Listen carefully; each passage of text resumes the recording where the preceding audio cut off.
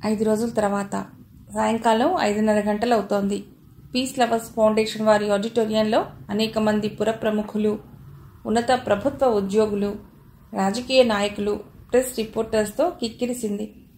ఆడియన్స్తో కిటకిటలాడిపోతోంది auditorium. Stage మీద మధ్యగానున్న కుర్చీలోంచి లేచి నిలబడి ఆచార్య సజనీష్ ఫౌండేషన్ తరపున అందరికీ శుభాశీస్సుల గురించి, తమ సంస్థ ఆశయాలను గురించి క్లుప్తంగా వివరించాడు. 2 ప్రభుత్వ ఉన్నతాధికారులు ఫౌండేషన్ చేస్తున్న సత్కార్యాలను, మానవ సేవను కొనియాడారు. తమ ఫౌండేషన్లో చేరిన సభ్యులను గురించి తెలియజేస్తూ వారందరూ కలిసి ఎంతో ఉదారంగా విరాళాలిచ్చి ఈ ఫౌండేషన్ని ప్రపంచ శాంతికై పాటుపడేందుకు కృషి చేయాలని, ఫౌండేషన్ కార్యదర్శిగా వ్యవహరించమని, ఫౌండేషన్ తరపున, ఫౌండేషన్ అభిమానుల తరపున అడ్మిరల్ డిసోజా రిటైర్డ్ను కోరుతున్నాను అన్నాడు సజనీష్.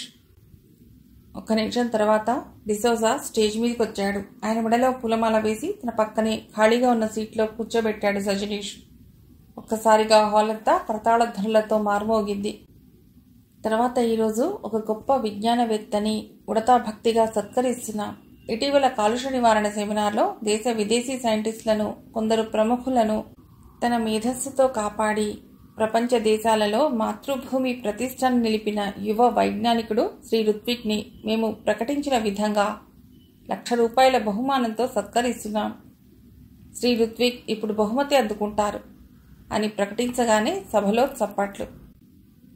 ముందు వరుసలో కూర్చున్న మొదటి వ్యక్తి లేచాడు. 6 అడుగుల పొడవు, పొడవుకు తగ్గ లావు. ఆ మొహంలో కొద్దిగా ఆడతనం తొంగి చూస్తోంది. 26, 27 ఏళ్ల యువకుడు స్టేజ్ మీదకి వచ్చాడు.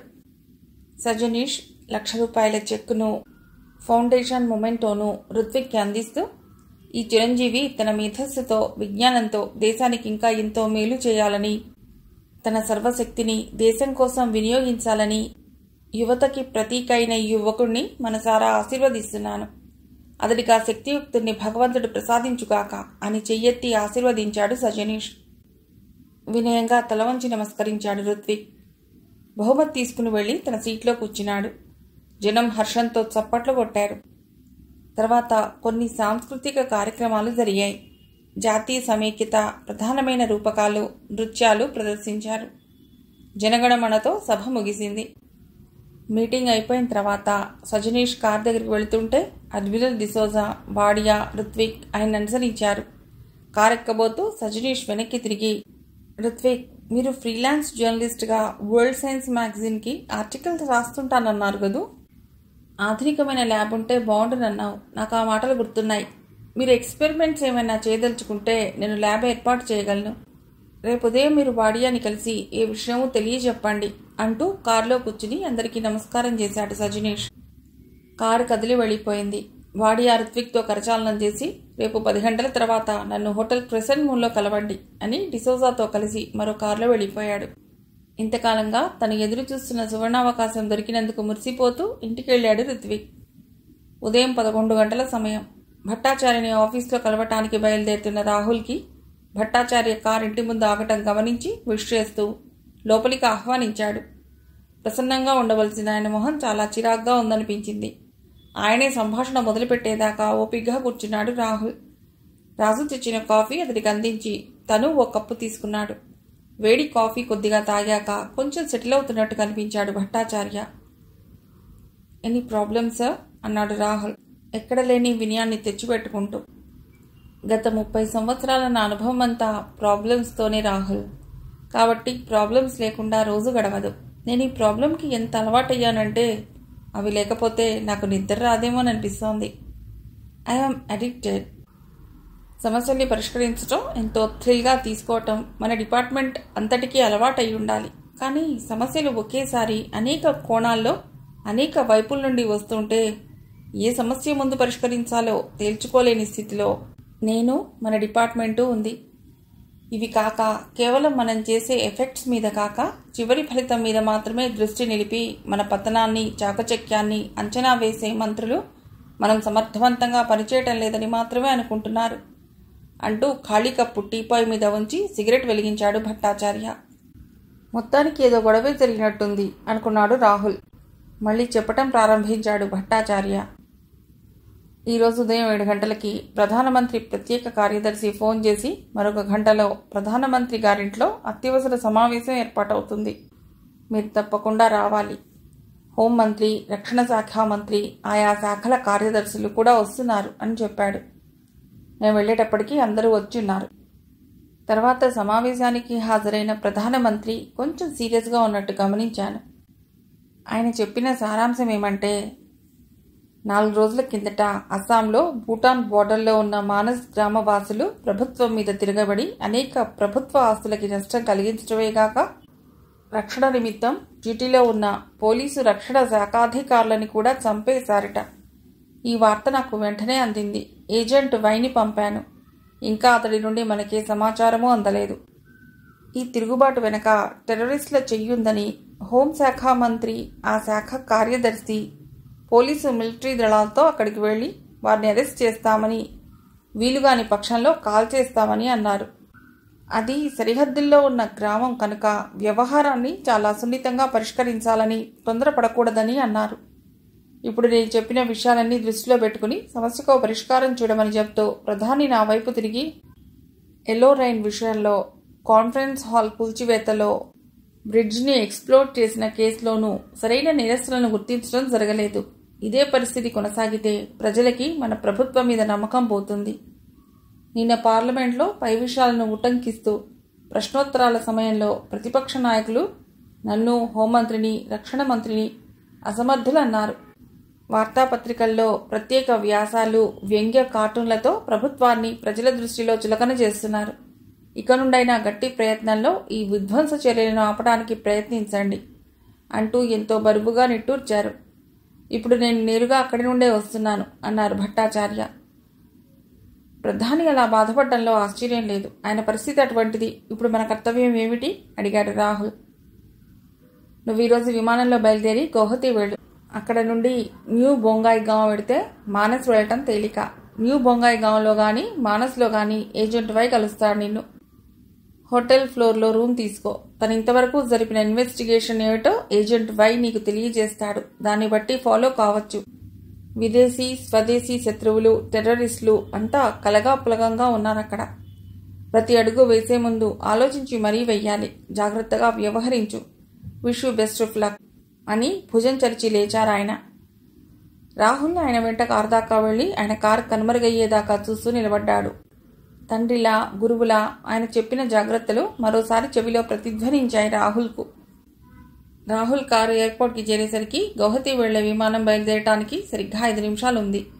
మెయిన్ ఎంట్రన్స్ దగ్గరికి వెళ్ళగానే ఒకతను ఎదురొచ్చి 2 ఎయిర్ టికెట్స్ ఇచ్చి వినయంగా శాల్యూట్ చేసి వెళ్ళిపోయాడు. టికెట్స్ రెండేమిటప్పా అనుకుంటూ పేర్లు చూశాడు రాహుల్. ఒక టికెట్ మీద సమీర్ అని, మరొక దాని మీద రమ్య అని ఉంది. అంటే స్వీయ కూడా వస్తోందన్నమాట. ఒక్క త్రుటికాలం అతడి మనసులో పిల్లతెమ్మర వీచినట్లయింది. ఒక అడుగు ముందుకు వేసేసరికి విష్ చేస్తూ ఎదురొచ్చింది స్వీయ. ఇంత ఆలస్యం చేశారే అంటూ. మీతో చెప్పకుండా వెళ్ళిపోతున్నానే అనుకున్నాను. మీరు వస్తున్నారన్నమాట మెల్లిగా అన్నాడు రాహుల్. బాస్ ఆర్డర్స్ పరుగులాంటి నడకతో అతన్ని అనుసరించింది స్వీయ. మధ్యాహ్నం 3:30 కల్లా ఎయిర్పోర్ట్లో దిగిన తర్వాత ఓ ప్రైవేట్ కార్లో నేరుగా బొంగాయి గాం బయలుదేరారిద్దరు. దారికి ఇరువైపులా ఉన్న పచ్చని చెట్లు, రకరకాల పూలు, రంగురంగుల పక్షులు, అవి చేసే శబ్దం ప్రకృతికి కొత్త అందాలు సంతరించి పెడుతున్నాయి. కాలుష్యమయమైన వాతావరణంతో విసిగి వేసారిన ఇద్దరికీ ఈ వాతావరణం చాలా ఆహ్లాదకరంగా అనిపించింది. ప్రపంచంలో అత్యధిక వర్షపాతం కలిగజేసే చిరపుంజి ఈ రాష్ట్రంలోనే ఉండటంతో ప్రపంచ భౌగోళిక పటం మీద ఈ రాష్ట్రం పేరు తప్పక కనిపిస్తుంది. ఒక పక్కన బర్మా, మరోవైపు బంగ్లాదేశ్, ఇంకోవైపు భూటాన్. సరిహద్దులో గల ఈ రాష్ట్రం దేశ రక్షణ పరంగా ప్రత్యేకత సంతరించుకుంది. ఇటీవల చెలరేగిన ఫారెన్ నేషనల్ సమస్యలతో కొన్ని సంవత్సరాలుగా అభివృద్ధి కుంటుపడ్డప్పటికీ అభివృద్ధి కార్యక్రమాలతో మిగతా ఈ రాష్ట్రంతోనూ తీసిపోలేదు ఈ రాష్ట్రం. క్లుప్తంగా ఆ రాష్ట్రం గురించి చెప్పాడు రాహుల్. ప్రకృతి పరిసరాలు గమనిస్తూ ఊకొడుతోంది స్వీయ. బొంగాయి గాంలో ఎక్కడికి వెళ్ళాలి సార్ అడిగాడు డ్రైవర్. హోటల్ ఫ్లోరా అన్నాడు రాహుల్. టూరిస్ట్లా సార్? అవును. మీరు పేపర్ చూడటం లేదా సార్? చూస్తాం. ఏ? చూసి కూడా బొంగాయి గాంకి వస్తున్నారా సార్? అక్కడ మారణకాండ జరుగుతోంది సార్. మీరు ఆడవాళ్లతో వెళ్తున్నారు. నా మాట విని వెనక్కి పోదాం. మీరు బొంగాయిగావ్ నివాసులేమో అనుకున్నా. అదేమిటో, మేమెంతో దూరం నుండి ఈ ప్రాంతాలు చూడాలని ఆశపడి వచ్చాం. చూసి మా దారిన మేం పోతాం. ఇక్కడి గొడవలతో మాకేమిటి? పరిస్థితి చాలా ఘోరంగా తయారైందన్నమాట మనసులో అనుకున్నారిద్దరు. మీ దారిన మిమ్మల్ని వదలరు సార్. అందులోనూ మీరు దిగబోయే హోటల్ ఫ్లోరా ఉందే, అందులో ఉండేది ప్రసిద్ధి చెందిన బొంగాయిగావ్ రౌడీలు. వాళ్ల పేరు వినబడితే పక్షులు కూడా నీళ్లు తాగవు. ఘరానా పెద్ద మనుషులంతా అక్కడే దిగుతారు. అక్కడ సాగని పనులుండవు సార్. మీలాంటి వాళ్ళు వెళ్ళదగ్గ చోటు కాదది. అంతగా బాగుండకపోతే వేరే ఏ హోటల్కైనా ఉడతాంలే అన్నాడు రాహుల్. బొంగాయిగావ్లోకి ప్రవేశించింది టాక్సీ. పెద్ద సిటీ కాదు, అలాగని పల్లెటూరు కాదు. రెండింటి మిశ్రమం. ట్రైబల్స్తో పాటు ఆధునికులు కనిపించారక్కడ. టాక్సీ హోటల్ ఫ్లోరా ముందు ఆగింది. డ్రైవర్ చెప్పినట్లుగా హోటల్ ఫ్లోరా 4 అంతస్తుల పెద్ద హోటల్ కమ్ లాడ్జి. రిసెప్షన్లో ఉన్న వ్యక్తి భూటాన్కి చెందినవాడు. పొట్టిగా గుమ్మటంలా చెక్కేసినట్లున్న మొహంతో, మెలికలు తిరిగి ఉన్న కనుబొమలతో, గుచ్చుకున్నట్లున్న చూపులతో క్రూక్లా కనబడుతున్నాడు. రాహుల్ని స్వీయని చూస్తూనే చక్కటి హిందీలో, రండి సార్, రండి మేడం, ఇదే మా ఫ్లోరా హోటల్కి స్వాగతం. రండి, మీలాంటి వాళ్ళు దిగవలసినది ఇక్కడే. ఈ బొంగాయిగావ్ భూలోక స్వర్గం సార్. ఇక్కడి ప్రకృతి దృశ్యాలు చూసి ఆనందించవలసిందే తప్ప వర్ణించలేం. రండి సార్. అతి వినయంతో అంటున్న గౌరవంతో కూడిన మాటలు అతడి రూపానికి విరుద్ధంగా ఉన్నాయి. బిల్ పే చేశాడు రాహుల్. సెకండ్ ఫ్లోర్లో రూమ్ అలాట్ చేసి బాయ్ని పిలిచి సామాను రూమ్ నెంబర్ 10లో పెట్టమన్నాడు రిసెప్షనిస్ట్. మరోసారి వినయంగా ఇద్దరికీ నమస్కారం చేసి మెట్ల వైపు దారి చూపాడతడు. బాయ్ వెంట సెకండ్ ఫ్లోర్లోకి వెళ్ళారిద్దరు. కీతో రూమ్ తెరిచి సామాన్లు లోపల పెట్టి వెళ్ళిపోతున్న బాయ్ని ఆపి 10 రూపాయలు వాడి చేతిలో పెట్టాడు రాహుల్. వాడు ఆనందంగా మరోసారి దండం పెట్టి వెళ్ళిపోయాడు. స్వీయ సోఫాలో కూలబడ్డట్టుగా కూర్చుని, నాకు ఆ రిసెప్షనిస్ట్పై సద్భావం కలగటం లేదు, వాడు పక్కా క్రూక్ అంది. రాహుల్ చిరునవ్వుతో ఆమె వైపు చూసి, అయితే వాడిని మీకే వదిలేస్తాను, వాడి సంగతి మీరే చూసుకోండి అన్నాడు. హోటల్ చాలా ఆధునికంగా ఉంది కదూ. ఈ హోటల్ ఎవరిదో? ఎవరో ఉంటాడు కథానాయకుడు, రాకపోడు స్టేజీ మీదికి. చూద్దాం అంటూ స్నానానికి లేచింది స్వీయ. స్నానాలు పూర్తి చేసి డ్రెస్ చేసుకునేసరికి బాయ్ బెల్ మోగించాడు. రాహుల్ తలుపు తీసి ఏమిటన్నట్లు చూశాడు. భోజనం ఇక్కడికే తెమ్మంటారా, లేక మీరు అక్కడ అందరితో పాటు లాన్లో తింటారా అడిగాడు. రాహుల్ స్వీయ వైపు చూశాడు. ఏం చెప్పను అన్నట్లు. లాన్లోకి వస్తున్నాం అంది స్వీయ. సరే అయితే, నేను టేబుల్ రెడీగా ఉంచుతాను, 2 నిమిషాల్లో వచ్చేయండి అని వెళ్ళిపోయాడతడు. రాహుల్ స్వీయ రూమ్కి లాక్ వేసి లాన్లోకి వచ్చాడు. వీళ్ళని చూస్తూనే బాయ్, రండి సార్, ఇలా ఈ టేబుల్ దగ్గరికి అన్నాడు. రంగురంగుల గొడుగులాంటి దాని కింద ఉన్న టేబుల్ ముందు కూర్చున్నారు రాహుల్, స్వీయ. అక్కడున్న వాళ్ళంతా అస్సామీ, భూటాన్ భాషలు మాట్లాడుకుంటున్నారు. ఇవి రెండూ కలిసిన మిశ్రమ భాష వినిపిస్తోంది అక్కడ. ఆ పరిసరాల్లో కనిపిస్తున్న వారిలో ఎక్కువగా భూటానీ వేషభాషలే ఉన్నాయి. బహుశా ఈ ప్రాంతం బార్డర్లో ఉండటమే దీనికి కారణం కావచ్చు. ఆర్డర్ చేసిన పదార్థాలు వచ్చాయి ఇంతలో. బూట్ పాలిష్ చేసే ఒక వ్యక్తి అందరినీ పాలిష్ చేయించుకోమని చక్కని అస్సామీలో అడుగుతున్నాడు. 2 బూట్లు తీసుకుని వెళ్లి కొద్ది దూరంలో పాలిష్ చేసి తెచ్చి కాళ్ళకి తొడిగాడు. మళ్లీ అడుగుతూ వస్తున్నాడు. మరొక జత బూట్లు ఇచ్చారు. 2వ జత కోసం రాహుల్ కూర్చున్న వైపు వచ్చి, సార్, బూట్ పాలిష్ చేయించుకోండి సార్, నేను చాలా బాగా చేసిస్తా సార్, మీలాంటి టూరిస్టులంతా నన్ను చాలా మెచ్చుకుంటారు సార్, ఇవ్వండి సార్. స్వీయ చిరాగ్గా అతడి వైపు చూసింది. అతడు చాలా డర్టీగా ఉన్నాడు. చిరాగ్గా మొహం పెడుతూ, ఇప్పుడు పాలిష్ ఏమిటి, అయినా మీకు సమయం సందర్భం లేదా, ఇంత రాత్రివేళ పాలిష్ ఏమిటి, పో అంది. అయినా అతడు వినిపించుకోనట్లే మళ్లీ అడుగుతూ అక్కడే నిలబడ్డాడు. స్వీయ రాహుల్ వైపు చూసి, వీడి మొహం చూసావా, పాలిష్ చేస్తాట, తన కాళ్లకే బూట్లు సరిగ్గా తొడుక్కోవటం చేత కాని వాడు పాలిష్ చేయటం ఏమిటి? తింటున్న రాహుల్ చటుక్కున తలెత్తి అతడి కాళ్ళ వైపు చూశాడు. తను చూస్తోంది, విన్నది నిజమే. అతడి బూట్లు కుడికి ఎడమ, ఎడమకి కుడి ఉన్నాయి. స్పూన్ ప్లేట్లలో వదిలేసి లేసులు వదిలి చేసి తీస్తూ, తీసుకెళ్ళు అన్నాడు రాహుల్. అతడు ఆనందంగా బూట్లు కాళ్ళ నుండి తీసుకుని వెళ్ళిపోయాడు. వెళ్ళిపోతున్న అతడిని చూస్తూ, రేపు ఉదయం బయలుదేరుతాం కాబట్టి ఇప్పుడు పాలిష్ చేయించుకోవటమే నయం అన్నాడు రాహుల్ తన చర్య సమర్థించుకుంటూ. స్వీయ ఆగ్యూ చేయక తింటోంది. 10 నిమిషాల్లో అతడు బూట్లను పాలిష్ చేసి రాహుల్ కాళ్ళ దగ్గర పెట్టి నిలబడ్డాడు. రాహుల్ పర్స్ తీసి డబ్బులు ఇస్తుండగా అందుకోబోతూ పాలిష్ చేసి అతడు వంగి కాగితాన్ని తీసి, సార్ మీ పర్సులోంచి పడింది అన్నాడు. రాహుల్ ఆ కాగితం పర్సులో పెట్టుకుని డబ్బులు ఇచ్చేశాడు. పాలిష్ అతను మరొకరి దగ్గరికి వెళ్ళాడు. అలా అతడు అక్కడున్న అందరినీ అడుగుతూ కొందరి బూట్లు పాలిష్ చేసి వెళ్ళిపోయాడు. రాహుల్ స్వీయ భోజనం ముగించి పైకి పోతుండగా రిసెప్షనిస్ట్ ఎదురై పలుకరించాడు.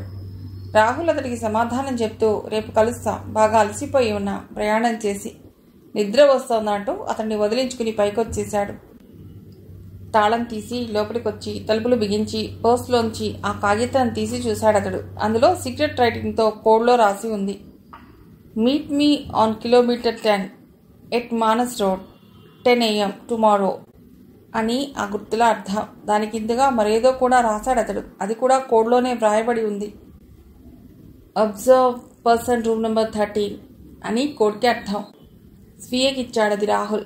ఆమె అది చూసి చించేస్తూ, అయితే అతడేనన్నమాట ఏజెంట్ వై అంది. మనం వచ్చిన పని మొదలైంది స్వీయ. నేను రేపు ఉదయమే మానస్కి ఎడుతున్నాను. మీరు ఈ రూమ్ నెంబర్ 13 వ్యవహారం తేల్చండి ఈలోపు అన్నాడు రాహుల్. ఇది చాలా అన్యాయం. నన్ను బొంగాయి గాం రౌడీల బారికి వదిలేసి మీరు హాయిగా తిరిగి వస్తారన్నమాట నిష్ఠురంగా అంది స్వీయ. రాహుల్ ఆమె వైపు సీరియస్గా చూశాడు. ఆమె ఆ మాటలు నిజంగా అనటం లేదని తెలిసిపోయింది. అందుకే, మీ గురించి నాకు బాగా తెలుసు స్వీయ. అందరిలాంటి ఆడపిల్లవు కాదు. నీలో అసాధారణమైన శక్తి సామర్థ్యాలున్నాయి. అందుకే నేను ఇలా ఒంటరిగా వదిలేసి వెళుతున్నాను. కానీ ఏదైనా చిక్కుల్లో పడితే రాహుల్ వచ్చేయి అని పిలవండి. మరుక్షణంలో మీ ముందు ఉంటాను. ఇదేం జానపద చిత్రం అనుకుంటున్నారా?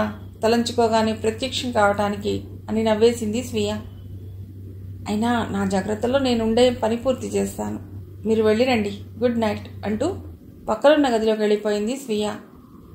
అతడు అక్కడే సోఫాలో పడక వేశాడు. ఎంతకీ అతడికి నిద్ర రాలేదు. మెసేజీలోని వాక్యాలే మనసులో మెదులుతున్నాయి. 10వ కిలోమీటర్ మైలురాయి దగ్గర అతన్ని రేపు కలిస్తే గాని కొంత ఇన్ఫర్మేషన్ దొరకదు. దాన్ని బట్టి తాను ఎలా ఇన్వెస్టిగేషన్ మొదలు పెట్టవలసింది తెలుస్తుంది. ఆలోచనలతోనే కలత నిద్రపోయాడు రాహుల్. అతడు లేచేసరికి స్వీయ స్నానం చేసి రెడీ అయింది. గుడ్ మార్నింగ్ అని చెప్పి బాత్రూమ్కి వెళ్ళాడు. పావుగంటలో పనులు పూర్తి చేసుకుని వెళ్లేందుకు సిద్ధమయ్యాడు. ఈలోపు బాయ్ కాఫీ టిఫిన్లు తెచ్చిపెట్టాడు. రాహుల్ వచ్చి కూర్చుంటూ స్వీయ వైపు చూశాడు. బంగారు రంగులో ఉన్న గుండ్లు వేసిన ముత్యాల దండ పొడవుగా మెడలో వేసుకుంది. అలాంటివే చెవుల జూకాలు. అవే చేతికి గాజులుగానూ ఉన్నాయి. అతడు అనుమానంగా చూస్తూ, స్వీయ ఇవి అని ఆపాడు. స్వీయ టిఫిన్ తింటూ, మీ అనుమానం కరెక్టే. ఈ బంగారం రంగు గుండ్లు చాలా ప్రమాదకరమైనవి అంది. జాగ్రత్త, అవి మీ వంటి మీద ప్రెస్ కాకుండా చూసుకోండి అన్నాడు. అలాగే అన్నట్లుగా తలూపిందామె. టిఫిన్ పూర్తి చేసి కాఫీ తాగేసి లేచాడు రాహుల్. నేను వెళ్తున్నాను స్వీయ, జాగ్రత్త. ఒక్క క్షణం ఆమె వైపు చూసి బయటికి వచ్చేశాడు అతడు. తను ఎలా ప్రొసీడ్ కావాలో ఆలోచించసాగింది స్వీయ. మార్నింగ్ కావడంతో రిసెప్షనిస్ట్ చాలా బిజీగా ఉన్నాడు. అందుకే రాహుల్ తేలిగ్గా బయటపడ్డాడు. రోడ్డు మీదకి వచ్చి అటుగా పోతున్న ఓ ట్యాక్సీ ఆపి ఎక్కి మానస్కి పోని అన్నాడు. డ్రైవర్ ఓసారి తేరిపార చూసి నాకెందుకులే అనుకుని స్టార్ట్ చేశాడు. రాహుల్ కిలోమీటర్ రాళ్లు చూస్తూ పరిసరాలు గమనించసాగాడు. బొంగాయి గ్రామం నుండి మానస్కి వెళ్లే దారిలో మంచి అడవి ఉంది. ప్రయాణాలకు అనువైన రహదారులు ఉన్నాయి. 10వ నెంబర్ మైలురాయి దగ్గరికి రాగానే ట్యాక్సీ ఆపి డబ్బిచ్చేశాడు. డ్రైవర్ ప్రశ్నార్థకంగా చూశాడు. ఇక్కడ నుండి మానస్కి నడిచెడతాను. ఇంత అందమైన ప్రకృతిని తనివి తీరా చూసి ఆనందిస్తూ పోవాలే గాని ట్యాక్సీలో పోకూడదు. నువ్వు వెళ్ళు అన్నాడు రాహుల్. ఎవరో ఎక్కడుంచో పాపం ఇలాంటి చోట దిగాడు అని జాలిపడుతూ వెనక్కి వెళ్ళిపోయాడు డ్రైవర్. మైలురాయి దగ్గర నిలబడి చుట్టూ కొన్ని క్షణాలు పరిశీలించాడు రాహుల్. ఒక చోట కొన్ని కొమ్మలు వంచబడి ఉన్నాయి. అతడి కళ్ళు మెరిశాయి. ఆ గుర్తులు చూసి వేగంగా అటువైపు అడుగులు వేశాడు. కొమ్మలు తొలగించుకుంటూ దారి చేసుకుంటూ లోపలికి పోతున్నాడు. చటుక్కున నిలబడిపోయాడు. అడుగు ముందుకు వేయబోయి అక్కడ బాగా 15 మంది కొట్లాడుకున్నట్లుగా చెట్లు విరిగి గడ్డి నలిగి రక్తపు మరకలు కనిపించాయి. తన కోసం వెయిట్ చేస్తున్న ఏజెంట్ వై ప్రమాదంలో చిక్కుకోలేదు కదా. వేగంగా 10 గజాల ముందుకు నడిచాడతడు. రాహుల్ రాహుల్ అన్న పిలుపులు వినిపించి పక్కకి చూశాడు. చెట్ల నీడలో అల్లంత దూరంలో చేతులు పైకెత్తి గుండెల వరకు ఊబిలో కూరుకుపోతూ కనిపిస్తున్న ఏజెంట్ వైని చూశాడతడు. నువ్వు ముందుకి రావద్దు, ఇదంతా స్వాంప్. నువ్వు అర్జెంటుగా మానస్కి సమీపంలో ఉన్న అంటూ ఇంకా చెప్పబోతుండగా రాహుల్ అతడి మాటలు వినిపించుకోకుండా చుట్టూ ఉన్న చెట్ల వైపు చూడసాగాడు. ఇంతలో అతడి దృష్టి ఒక సర్వీ చెట్టు సన్నగా పొడుగ్గా దృఢంగా ఉన్నది ఆకర్షించింది. పరిగెత్తుకుంటూ వెళ్లి దాన్ని పరీక్షగా ఒక సెకను పరిశీలించాడు. చెట్టును ఆర్చిలాగా ఉంచాడు. మొదలకు బూరెడు పై ఎత్తు చూసి చేతిని స్టిఫ్గా పెట్టి 2 దెబ్బలు వేసేసరికది విరిగి పడింది. ఏజెంట్ వై కూరుకుపోతున్న స్వాంప్కి కొద్ది దూరంలో ఉన్న చెట్టు దగ్గరికి పరిగెత్తాడు. గబగబా చెట్టెక్కి కర్రను ఏజెంట్ వై వైపుకి నెట్టాడు. చివరగా గట్టిగా పట్టుకో, నిన్ను పైకి లాగేస్తాను త్వరగా అన్నాడు. నో, ఇంత బరువుని పైకి లాగలేవు రాహుల్. ఈ బరువుకి నువ్వు కూడా జారి ఇందులో పడే ప్రమాదం ఉంది. వద్దు, నువ్వన్నా ఈ పనులు పూర్తి చేసేందుకు బతికుండాలి. నా మాట విను. వృధా ప్రయాస నీది. నేను చెప్పేది పూర్తిగా విని వెళ్ళిపో. మూర్ఖంగా ఆలోచించకు. నువ్విది గట్టిగా పట్టుకో, అంతే, ఏం మాట్లాడకు అన్నాడతడు చిరాగ్గా. అతడు ఆ చెట్టు కొమ్మపై బోర్లా పడుకుని ఒళ్ళోని శక్తినంతా చేతుల్లోకి తెచ్చుకుంటూ కర్రని మెల్లిమెల్లిగా పైకి లేపసాగాడు రాహుల్. ఏజెంట్ వై కర్ర పట్టుకుని కొద్ది కొద్దిగా పైకొస్తున్నాడు. అది గమనించి మితిమీరిన ఉత్సాహంతో మరింతగా శక్తి తెచ్చుకుంటూ పైకి లాగసాగాడు రాహుల్. వచ్చేశావు, 3 వంతులు వచ్చేశావు, అంటే ఇంకొక్క నిమిషంలో పూర్తిగా వచ్చేస్తావు అంటూ రాహుల్ అతన్ని మెల్లిమెల్లిగా పైకి లాగుతున్నాడు. ఏజెంట్ వై కూడా ఊపిరి బిగబట్టకుండా ఫ్రీగా కర్ర పుచ్చుకుని కాళ్లని పైకి లాక్కునేందుకు ప్రయత్నిస్తున్నాడు. చావబోయేందుకు సిద్ధంగా ఉన్న మనిషికి గోరంత వెలుగులాంటి ఆశ బతుకుపై కలిగిందంటే అది అతడి పూర్తి జీవితాన్నంతా వెలుగుతో నింపేందుకు దోహదపడుతుంది. అదే ఇప్పుడు ఏజెంట్ వై స్థితి కూడా. ఏజెంట్ వై బూట్లతో సహా పైకొచ్చాడు. ఆ కర్రను అలాగే పట్టుకుని పక్కకి తిప్పుకుంటూ ఊబి మీద నుండి నెమ్మదిగా భూమి వైపుకు వచ్చేలా తిప్పాడు కర్రని రాహుల్. నేలపై కాలాంచాడు ఏజెంట్ వై. రాహుల్ కర్రను వదిలేసి ఒక్కసారిగా గుండెల నిండా గాలి పీల్చుకున్నాడు. 1 నిమిషంలో అతడు మామూలు స్థాయికి వచ్చాడు. చెట్టు దిగుతుండగానే ఏజెంట్ అక్కడికి చేరి రాహుల్ని కౌగిలించుకోబోయాడు. ఆగాగు అంటూ అతడి చేతులు బట్టి ఆపి, ముందు నేను బొంగాయిగా వెళ్ళి నీకు డ్రెస్ వేస్తాను, ఆ బురదంతా నాకు అంటించకు అన్నాడు రాహుల్ చిరునవ్వుతో. ఏజెంట్ వై ఆనందంగా రాహుల్ చుట్టూ చేయి వేసి, చాలా థ్యాంక్స్ బ్రదర్, ఈ రోజుతో నా లైఫ్ ఎండ్ అనుకున్నా. చచ్చిపోతానన్న బాధ నాకు లేదు, కానీ నాకు అప్పగించిన పని పూర్తి చేయకుండా పోతున్నానని దిగులు పడ్డాను. మనం ఇందులో చేరినప్పుడే మన లైఫ్స్ మనవి కావు, కానీ కళ్ల ముందు నీలాంటి ప్రతిభావంతుడైన ఏజెంట్ ప్రాణాపాయ స్థితిలో ఉంటే ఇన్ఫర్మేషన్ వింటూ పోగొట్టుకోవడం కంటే సాధ్యమైనంత వరకు నేను బతికించడానికే ప్రయత్నించాలి. అందుకే ముందు ఆ ప్రయత్నమే చేశాను. ఇప్పుడు చెప్పు, ఎలా పడ్డావు ఇందులో అంటూ చుట్టూ చూడసాగాడు రాహుల్ నీటి కోసం. రా, అక్కడ నీటిగుంట ఏదో ఉంది, కొద్ది కొద్దిగా మట్టి వదలగొట్టవచ్చు, నాకు కూడా దాహంగా ఉంది అంటూ అటువైపు నడిచాడు రాహుల్. చిన్న నీటి చిలమ, తేటగా ఉన్నాయి నీరు. ఓ దోసెడు తీసుకుని తాగబోయాడు రాహుల్. ఏజెంట్ వై గవాల్న ఆ దోసిలి లాగాడు. నీరంతా కింద పడిపోయింది. ఆశ్చర్యంగా చూశాడు రాహుల్. వద్దు, ఈ ప్రాంతాల్లో ఎక్కడా నీరు తాగొద్దు అన్నాడు ఏజెంట్ వై. ప్రశ్నార్థకంగా చూశాడు రాహుల్. అవును, ఈ విషయమే నీకు చెప్పబోయింది ఇందాక అంటూ నీళ్లతో చేతులు కట్టిన బురద కడుక్కుని చిరిగిన షర్ట్ కుండీలు విప్పి మొహం తుడుచుకుంటుంటే రాహుల్ అతడి వీపు వైపు చూశాడు. ఎర్రగా కమిలినట్లున్న వాతలు కనిపించాయి. చర్మం లేచి ఎర్రగా రక్తం కారిన చారలు. ఇంతగా కొట్టారా? ఎర్రబడ్డ కళ్ళతో అన్నాడు రాహుల్. ఎవరిని అడగవే? ఎవరు? మనవాళ్లే. ఏటిను అనేది? నన్ను ఇలా కొట్టి ఈ ఊబిలో పడవేసింది ఎవరో తెలుసా? 5 మిలిటరీ సోల్జర్స్, 10 మంది బొంగాయిగాం రౌడీలు అన్నాడు ఏజెంట్ వై. ఏమిటి, మిలిటరీ సోల్జర్స్ రౌడీలు కలిశారా? ఇది ఎలా జరిగింది? మరి ఇదే టాప్ సీక్రెట్. మోహన్ చేతులు తుడుచుకుంటూ అన్నాడు ఏజెంట్ వై. ప్యాంటు విప్పి దాని కంటిన బురదను వదిలికొడుతూ, ఈ రోజుకు సరిగ్గా 4 రోజులైంది వీళ్ళిలా ప్రవర్తించడం మొదలుపెట్టి. కేవలం ఈ మానస్ గ్రామస్తులు ఈ ఊళ్ళోకి వెళ్లి ఉండేవాళ్లే ఇలా ప్రవర్తిస్తోంది. మొదటి రోజు గ్రామస్తులు మిస్బిహేవ్ చేశారని పోలీసులు చెయ్యి చేసుకున్నారట. జనం పోలీసుల్ని చంపేసి స్టేషన్ని తగలబెట్టారు. నేను వెంటనే బొంగాయిగా వచ్చాను. అక్కడి మిలిటరీ మానస్కి వెళ్ళింది. ఏమైందో ఏమో, చావగా మిగిలిన పోలీసులు గ్రామస్తులతో కలిసి మిలిటరీపై తిరగబడ్డారు. ఇంకా కొంత ఆర్మీ వచ్చింది. ముందు వచ్చిన మిలిటరీ ఊరిలో జనంతో కలిసి వచ్చే తర్వాత వచ్చిన వాళ్లపై కాల్పులు సరిపారు. ఎందుకు చంపుకుంటున్నారో ఎవరికీ అంతుపట్టలేదు. కొత్తగా వచ్చిన వాళ్ళు ఒక పూట ఇక్కడుంటే చాలు అక్కడి జనంతో చేరిపోయి నరరూప రాక్షసులుగా మారిపోతున్నారు. ఈ గాలిలో నీటిలో ఏదో మానవ రక్తాన్ని మరిగిన పిశాచి ఉందేమోనని అనుమానం వచ్చింది నాకు. నిన్న ఆచూకీ ఏదైనా దొరుకుతుందేమో అని చూశాను. ఈ విలేజీకి సమీపంలో షంపూ సరస్సు ఉంది. అందులోని నీరే గ్రామస్తులు వాడేది. తప్పనిసరి నేను అక్కడ స్నానం చేయటానికి వెళ్లేసరికి జీప్లో కొందరొచ్చి తమతో తెచ్చిన ప్యాకెట్స్లోని తెల్లటి పౌడర్ నీటిలో వేశారు. నేను ఏమిటి కలుపుతున్నారు అడిగాను. క్లోరిన్ అన్నాడు వాళ్ళు. అది ప్రభుత్వ వాహనం, బొంగాయిగాం వాటర్ వర్క్స్ డిపార్ట్మెంట్ అని జీపుపై వ్రాసి ఉంది. నాకే అనుమానం కలగలేదు.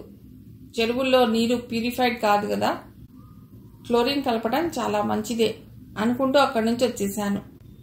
నాకప్పుడే భట్టాచార్య నుంచి నీకు సాయం చేయమని మెసేజ్ వచ్చింది. నీ వెంట లేడీ ఏజెంట్ ఒకరుంటారని చెప్పారు. నిన్ను ఫ్లోరాలో కలవమన్నారు. కానీ ఫ్లోరా అంతా శత్రుమయం. అందుకే నేనెప్పుడూ మారువేషాల్లోనే తిరుగుతాను.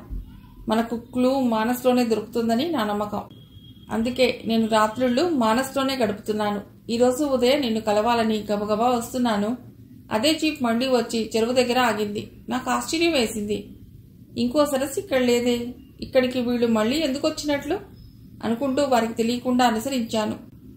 మిలిటరీ సోల్జర్స్ సెక్యూరిటీగా నిలబడ్డారు. రౌడీలు వెళ్లి ఆ సంచీల్లోని మందు అంతా నీళ్లల్లో మిక్స్ చేశారు. మళ్లీ క్లోరిన్ ఎందుకు కలుపుతున్నారు అనుకుంటూ వెళ్లి ఒక సోల్జర్ని అడిగాను.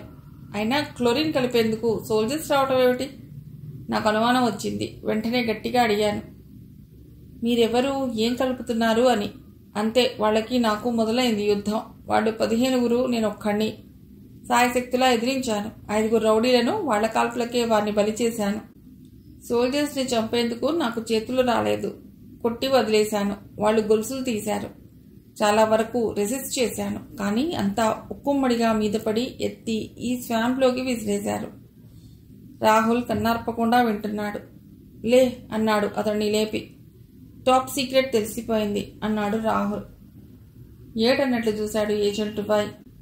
ఆ నీళ్లలో వాళ్ళు కలిపింది బ్రెయిన్ వాష్ చేసే మెడిసిన్. దాని పేరు టైసియానో ఎమినోప్రోసెన్. ఇది స్వీడన్ డిఫెన్స్ రీసెర్చ్ వారు తయారు చేస్తున్నారు. యుద్ధాల్లో శత్రు సైనికుల్ని నిర్వీర్ణులను చేసి వాళ్ళని వాళ్లే చంపుకునే స్థితికి తెచ్చే ఒక రకమైన మందది. ఇది వరుసగా 5 రోజులు నీటిలో కలిపి తాగారంటే కొన్ని నెలల పాటు వాళ్ళు మనుషులు కాదు. వాళ్లకు యాంటీగా ఎవరున్నా సరే, భార్యాబిడ్డలు, భర్త, తల్లి, తండ్రి, ఏ రక్త సంబంధమూ వారిని ఆపలేదు. చంపటమే దాని టార్గెట్. ఇదే నిజమైతే రేపు కలుపుతారు. లాస్ట్ డే రేపే అయితే రేపు ఎలాగైనా దీనికి భరతవాక్యం చెప్పాలి. నువ్విక్కడే ఉండు. నేను గంటలో మనకు కావలసినవి నీకు డ్రెస్సు తీసుకొస్తాను అన్నట్లు వాళ్ళ జీప్ ఎటుపోయింది అడిగాడు రాహుల్. బొంగాయిగాం వైపు వెళ్ళింది చెప్పాడు ఏజెంట్ వై. సరే, నువ్విక్కడే ఉండు అంటూ రాహుల్ రోడ్డు మీదకి వచ్చాడు. వెళ్లే లారీలను ఆపమని రిక్వెస్ట్ చేసి అడిగినా ఎవ్వడూ ఆపలేదు. చిరాకేసింది అతడికి. అప్పుడే దాదాపు 15 నిమిషాలు నిలబడ్డాడు. నడిస్తే దాదాపు 2 గంటలు పడుతుంది. ఆలోచిస్తూ చుట్టూ చూశాడు. బాగా అల్లంత దూరంలో గేదెలు కొన్ని కనిపించాయి. హుషారుగా ఈల వేసుకుంటూ వాటి వైపు నడిచాడు రాహుల్. అవి దాదాపు 30 ఉంటాయి. మురికి గుంటల్లో కొన్ని జలక్రీడలు ఆడుతున్నాయి. చుట్టూ చూశాడు. వీటిని తోలుకొచ్చిన వాడు ఎక్కడా అని. వాడెటుపోయాడో ఆ పరిసరాల్లో లేడు. గబగబా ఓ 10 గేదెల్ని రోడ్డు వైపుకు తోలుకొచ్చాడు రాహుల్. నడి రోడ్డు మీద 10 గేదెల్ని నిలబెట్టాడు. 4 నిమిషాలు గడిచాక లారీ ఒకటి పైనుండి వస్తోంది. వెళ్లి పక్కగా దాక్కున్నాడు. లారీ వచ్చి గేదెలు అడ్డం రావడంతో ఆగిపోయింది. ముందు సీట్లోంచి డ్రైవర్ పక్క కూర్చున్న వాడు దిగి తిడుతూ గేదెల్ని పక్కకు తోలసాగాడు. అదే సమయంలో రాహుల్ వెనకగా వచ్చి పైన ఎక్కి కూర్చున్నాడు. క్లీనర్ వచ్చి డోర్ తెరిచి లోపలికి ఎక్కాడు. లారీ కదిలింది. గేదెలన్నీ రోడ్డుకి పక్కగా వస్తున్నాయి. మంచి స్పీడ్తో లారీ అరగంటలో బొంగాయిగాం సమీపానికి వచ్చింది. స్పీడ్ బ్రేకర్స్ రావడంతో స్లో చేశాడు డ్రైవర్. మెల్లిగా దిగేశాడు రాహుల్. నేరుగా డ్రెస్ అమ్మే షాప్లోకి వెళ్లి భూటానీ ట్రైబల్స్ డ్రెస్లు 2 కొన్నాడు. హోటల్లోకి రాగానే విశ్రాంతిగా కూర్చున్న రిసెప్షనిస్ట్ని చూసి ఇప్పుడు వీడి కంటపడడం అంత మంచిది కాదు అనుకుంటూ హోటల్ బ్యాక్ సైడ్కి వచ్చి గోడెక్కాడు. ఎవరూ రాకపోవటం గమనించి లోపలికి దూకేశాడు. వెనక వైపు నుండి ఉన్న మెట్ల మీదుగా 2వ ఫ్లోర్కొచ్చి డోర్ మీద చప్పుడు చేశాడు. తలుపు తీసి ఇదేమిటిలా వచ్చారు అడిగింది స్వీయ. హాల్లో అద్భుతం ఖాళీగా ఉన్నాడు. ఇప్పుడు పట్టుకుంటే వదలడు.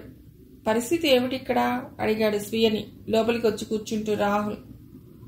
స్వీయ తలుపు వేసి 13వ నెంబర్ గదిలో వ్యక్తి ఇంతవరకు బయటికి రాలేదు. ఒకరి తర్వాత ఒకరుగా అరగంట 20 నిమిషాల తేడాతో 4 వ్యక్తులు ఆ గదిలోకి వెళ్లారు. కానీ ఇంతవరకు ఎవరూ బయటికి రాలేదు అంది. వాళ్ళని ఈసారి చూస్తే గుర్తుపట్టగలరా? నేనేమిటి, మీరు గుర్తించొచ్చు అంటూ దిండు కింద పెట్టిన సోలార్ కెమెరా తీసి పక్క నుంచి 4 ఫోటోలు తీసిచ్చింది. ఆ 4 ఫోటోల్లోని వ్యక్తులని చూసి, గుడ్ స్వీయ, చాలా మంచి పని చేశావు. నేను బహుశా రాత్రికి రాను. మీరు ఒంటరిగా ఉండగలరుగా అన్నాడు రాహుల్ లేచి తన సూట్ కేసు వైపు వెళుతూ. ఉండగలను. ఏజెంట్ వై కలిశాడా అడిగింది. కలిశాడు. వివరాలన్నీ వచ్చాక చెప్తాను అంటూ కొన్ని ప్యాకెట్స్ భూటానీస్ భుజానికి తగిలించుకునే అద్దాల సంచిలో పెట్టుకుని వాటర్ బాటిల్ భుజానికి తగిలించుకుని తలుపు తీసి కిందికి చూశాడు. బ్యాక్ సైడ్ కాబట్టి పెద్దగా సర్వర్స్ అటెక్కువ తిరగరు. బాయ్ స్వీయ, రేపుదేం కలుస్తాను అంటూ మరుక్షణంలో మెరుపులా మాయమయ్యాడు రాహుల్. రోడ్డు మీద కొద్ది దూరం నడిచి ఒక సందులోకి వెళ్ళాడు. అక్కడొక చిన్న హోటల్ ఉంది. అక్కడ కొన్ని రొట్టెలు ప్యాక్ చేయించుకుని బయటికి వచ్చాడు. టాక్సీని ఒకదాన్ని పిలిచి ఎక్కి మానస్కి పోనిమ్మన్నాడు. సరిగ్గా సర్వీస్ తోపు దగ్గరికి రాగానే ఆపే ఇక్కడ అన్నాడు రాహుల్. టాక్సీ డ్రైవర్, ఇంకా పోవాలి సార్ అన్నాడు. నాకు ఇక్కడ పనుందిలే, నువ్వు వెళ్ళు అంటూ అతనికి డబ్బిచ్చి పంపేసి వడివడిగా ఏజెంట్ వైపున్న చోటుకు వచ్చాడు. అతడక్కడే కూర్చుని ఉన్నాడు. తన వంటి మీది దుస్తులు ఆరేసుకుంటున్నాడు. రాహుల్ని చూస్తూనే, ఇంత ఆలస్యమైందే అన్నాడు. రాహుల్ జవాబు ఇవ్వకుండా బ్యాగ్లోంచి డ్రెస్ తీసిచ్చి, ఇవి వేసుకో నువ్వు అంటూ తను కూడా డ్రెస్ చేంజ్ చేసుకోసాగాడు. ఇద్దరు 2 నిమిషాల్లో భూటానీ ట్రైబల్స్గా మారిపోయారు. బ్యాగ్లో నుండి వాటర్ బాటిల్ రొట్టెల ప్యాకెట్ తీసి ఇద్దరి మధ్యలో పెట్టి, ఇవి తినేసి నీళ్లు తాగి అన్నాడు రాహుల్. ఏజెంట్ రొట్టెలు తింటూ, నువ్వు ఇంకా రాకపోతే ఏమైందోనని ఆలోచిస్తున్నా. ఇంకో 10 నిమిషాలు చూసి బయలుదేరదామనుకుంటున్నా అన్నాడు. రాహుల్ తన విప్పిన డ్రెస్లో నుండి కవర్ తీసి 4 ఫోటోలు ఏజెంట్ వైకి చూపించి, చూడు, ఈ 4గురిలో ఎవరైనా ఎక్కడైనా చూసావా అడిగాడు. ఒక్కో ఫోటోని పరీక్షగా చూశాడు వై. 4వ ఫోటోని చూస్తూనే, వీడు పొద్దున నా చేత దెబ్బలు బాగా తిన్నవాడే. నుదుటి మీద ఆ పులిపిరికాయ నాకు బాగా గుర్తు. తల మీద దెబ్బ బాగానే తగిలిందిలే. కట్టుతో ఉన్నాడుగా, వీడెక్కడ దొరికాడు? మన లేడీ ఏజెంట్ ఫోటో తీసింది. ఈ 4గురే ఉదయం నంబర్ 13 రూమ్లో వెళ్ళింది. మిగతా ఈ 3 ఉదయం వచ్చిన వాళ్లలో లేరు. వీడున్నాడు. అయితే ఇంకా సందేహం లేదు. హోటల్ ఫ్లోరా వీళ్ళ యాక్టివిటీస్ కేంద్రం అన్నమాట.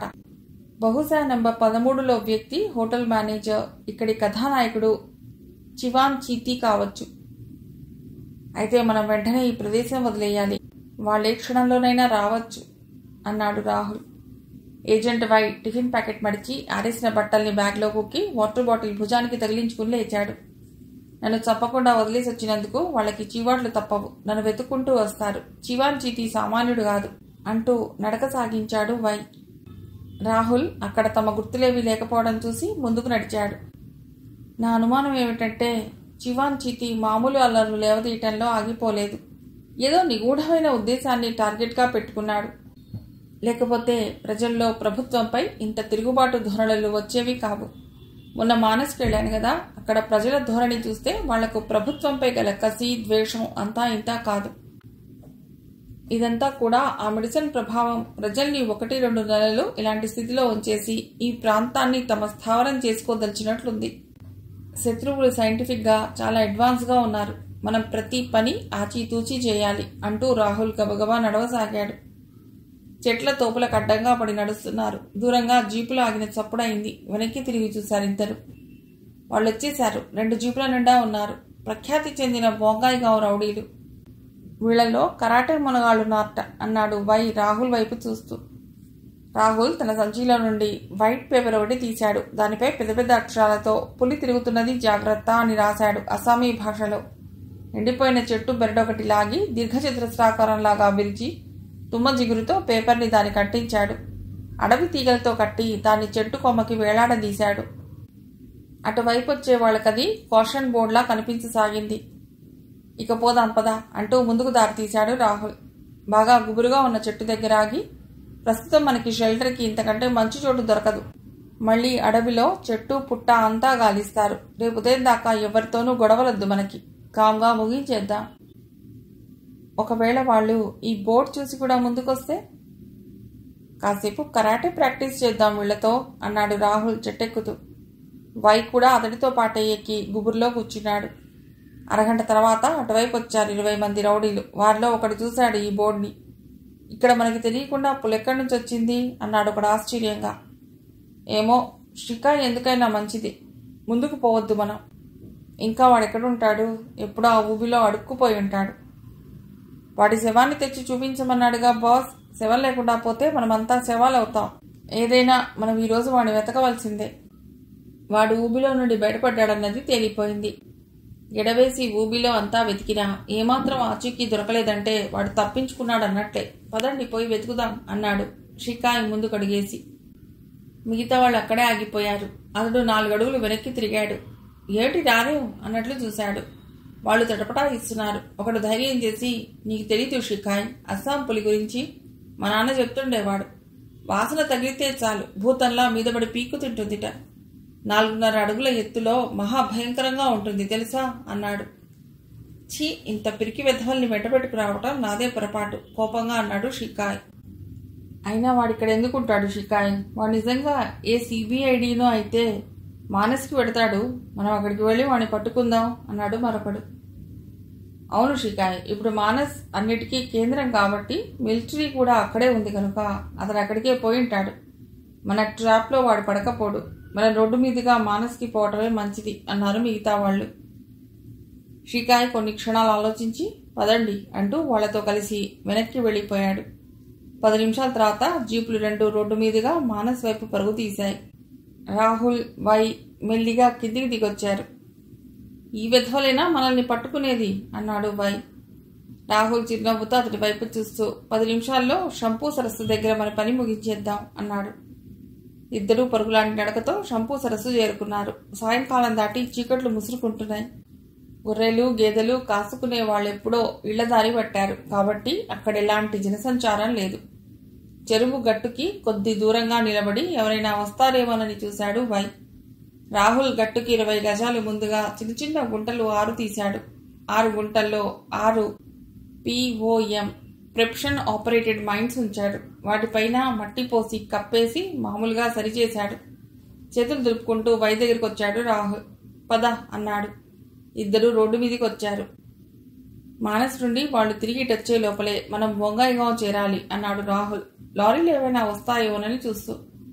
లారీలు రావటం లేదు కానీ జీప్ ఒకటి వస్తోంది, గవర్నమెంట్దేమో అనుకుంటూ ఆపమన్నట్లుగా చెయ్యూపాడు వై. జీపు స్లో చేసి దేనికి ఆపారు కరుగ్గా అడిగాడు డ్రైవర్. కారులో 3 ఉన్నారు. మానస్లో పరిస్థితి గురించి న్యూస్ పేపర్లో రిపోర్ట్ చేయడానికి వచ్చాం. వచ్చేటప్పుడు టాక్సీలోనే వచ్చాం. వెళ్ళేటప్పుడు ఏదైనా ట్రాన్స్పోర్ట్ దొరుకుతుందనుకున్నాం. అంతా తిరిగి చూసేసరికి ఈ టైం అయింది.